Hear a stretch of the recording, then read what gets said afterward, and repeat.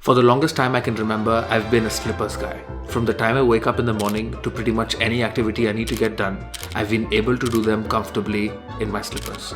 To the passport office, to class, even on a day out in the rain, I choose slippers. Moving to Europe, this habit doesn't just vanish. I still tend to pick slippers for everything. I went to work on a farm, slippers. Too cold out, slippers. Another farm, slippers. In this photo you can't really see it, but I'm wearing slippers. This one I'm barefoot. Even when I have to go canoeing, my opinion is the most comfortable footwear are slippers. So when I start looking for shoes I want to buy, 1, I'm clueless, and 2, I don't know how to clean them. And in Europe, everyone tends to have clean shoes somehow, so I have to up my game. I have 5 pairs of shoes and 3 of them I use very often.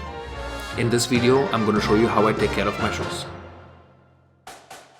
Today is a Sunday and I'm going to clean these 3 pairs of shoes. I've become an adult because I find pleasure in cleaning my shoes and the surfaces. Like this one, I cleaned it just before putting my shoes on it. This video is sponsored by my buddy Karthik Shenoy. He visited me from Germany last week and he bought me this light for my work desk, noticing from my videos that my keyboard could use some light when I'm working. Thanks Karthik. I'm gonna start by undoing all the laces before anything else because they need to soak in the soap.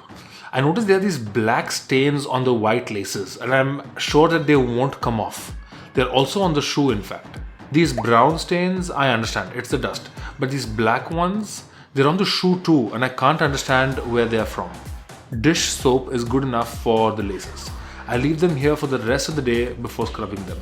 Starting off with my leather shoes, I'm going to give it a brush with my horsehair shoe brush to get off all the dust and loose debris. Remember, the surfaces need to be cleaned in between each process because you're an adult now. Now I'm going to go in with the lait nourrissant. I don't know how to call this in English or why we need this in English because I discovered this in France. This product needs to sit on the shoe for a bit. That's why I started with the leather shoes first.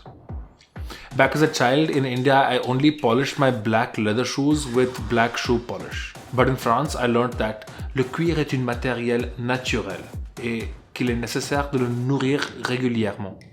Now from the Converse shoes, I use the same detergent mixture and a brush to brush off the stains. I got this brush earlier today from the supermarket.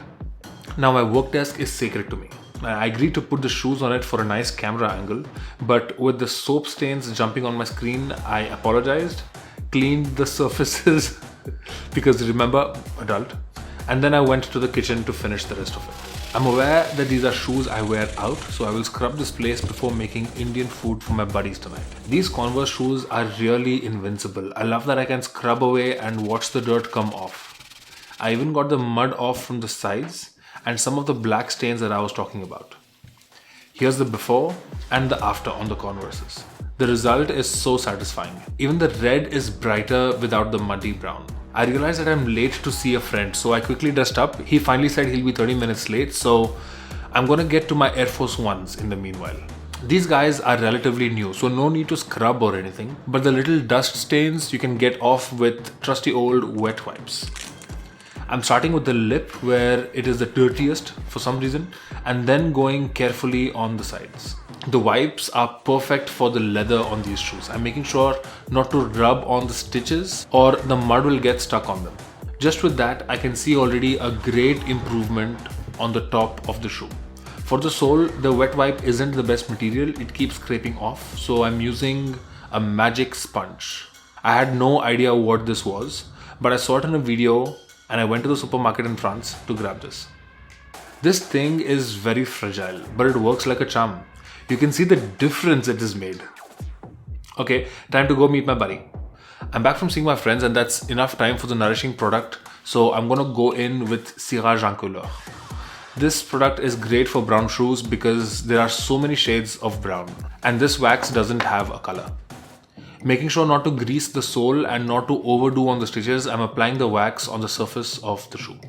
The wax coats the shoe and makes it repel water. It also makes it shine and reject debris that would otherwise go into the pores of the shoe. Now I'm going to give it a nice brush up. I don't want a mirror finish or anything, just clean, healthy leather shoes. Then it's time to lace the shoes up. For this part, I was so tired of the filming and angling that I put on some Big Bang Theory and started lacing the shoes one by one. For the Converse shoes, I'm lacing them differently this time around. It's called the parallel laces. The Nikes get the factory crisscross and the leather shoes get a looser fit. My productive Sunday shoe cleaning ceremony has come to an end. I will sleep with satisfaction tonight knowing that 3 out of 5 of my shoes are super clean. Next week I intend to clean my running shoes and my Timberlands, but I'm honestly in no kind of hurry for that.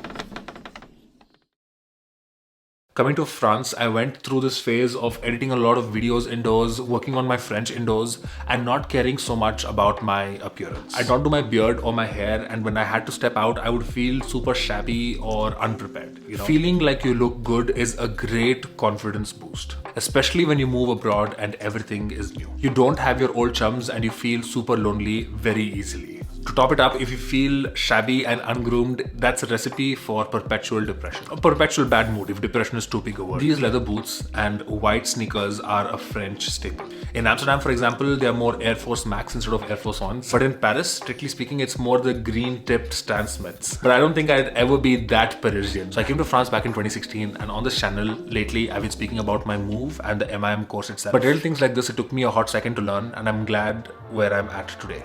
It makes me feel good to take a shower in the morning, dress up with fresh clothes, wear a clean pair of shoes, and go get the day. Thank you so much for watching till the end. Leave me a little clover emoji so I know that you watched until the end. I'll see you in the next one.